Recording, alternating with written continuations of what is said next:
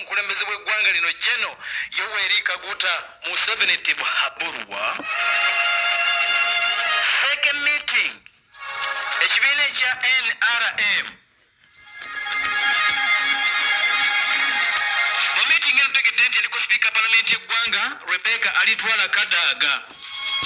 Era nga mu kaseera kano ye Deputy Saba Minister.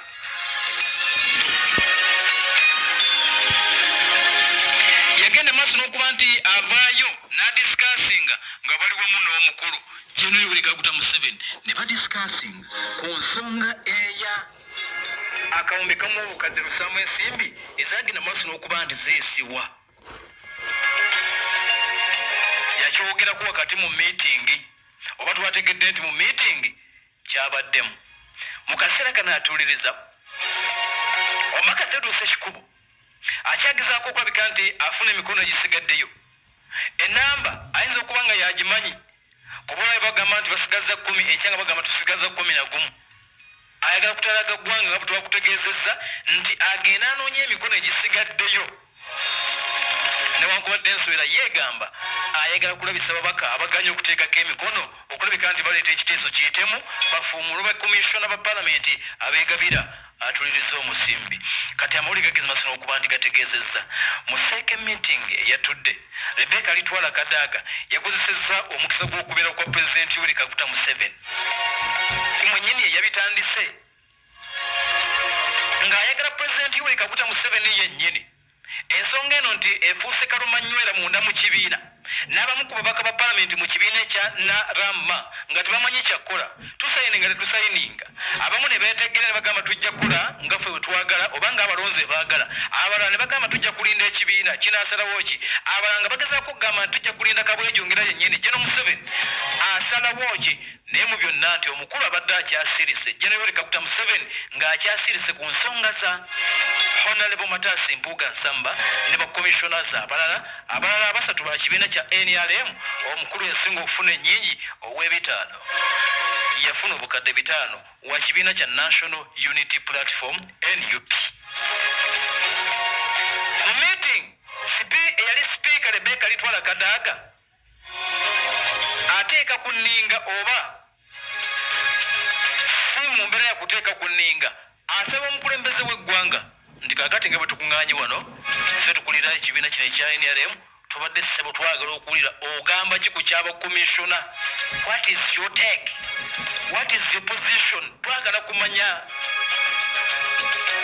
Kakati oluvannyuma lwa Speaker kuba ye Rebecca Alitwala Kadaga yavayo n'ategeeza n'akyatwalula n'agamba nti ebyaddala ensimbi zino tezaali mu mateeka.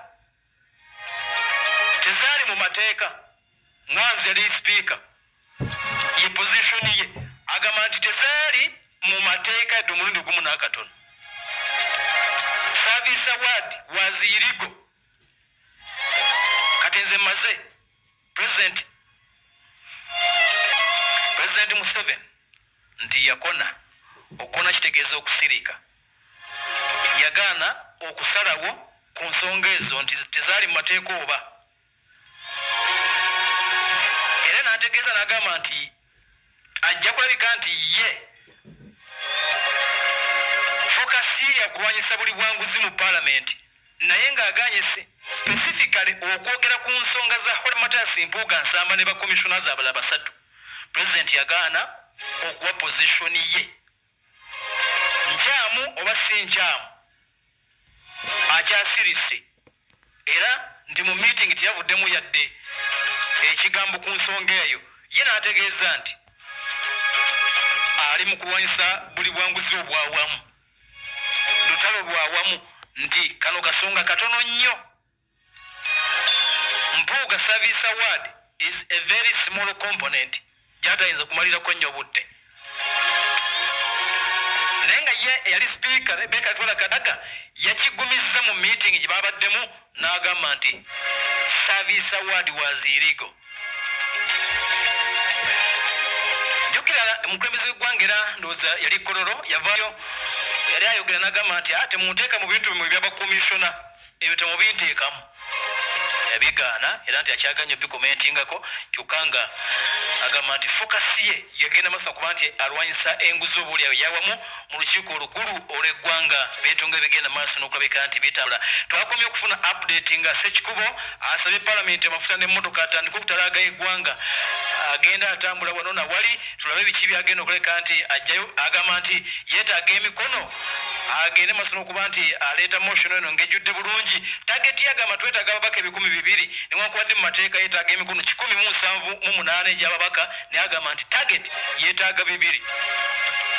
Kakati nanyega kutegeeza nti gavumenti mu mbeera y'emu evuddeyo neewakana ebigambo bya sipiika n'egamba nti bye yayogedde ku buli bw'enguzi ffe tebitukwatako. Dr. Grace Baryomunsi, minisita ow'amawulire n'okulungamya eggwanga, avuddeyo n'ategeeza n'agamba nti sipiika Sipiika Anita Amongo byeyogedde ng'alierungo ku nsonga z'obuli bw'enguzi, ebigambo ebyataputiddwa nga omukyalo ono bw'awagira obuli bw'enguzi era nga agezaako obaolyawo okuba ekikopo n'okudifendinga omukyalo gwe bayita Sisse Namujja omubaka omukyalo wa disitulikiti y'e Lwengo bwe yategeeza n'agamba nti bajja musonyiwa taata kale akangavvulamukko naye mubeere bagumu nti ono ajja kusonyiyibwa era ajja kubeera mubaka wammwe paka forever and forever.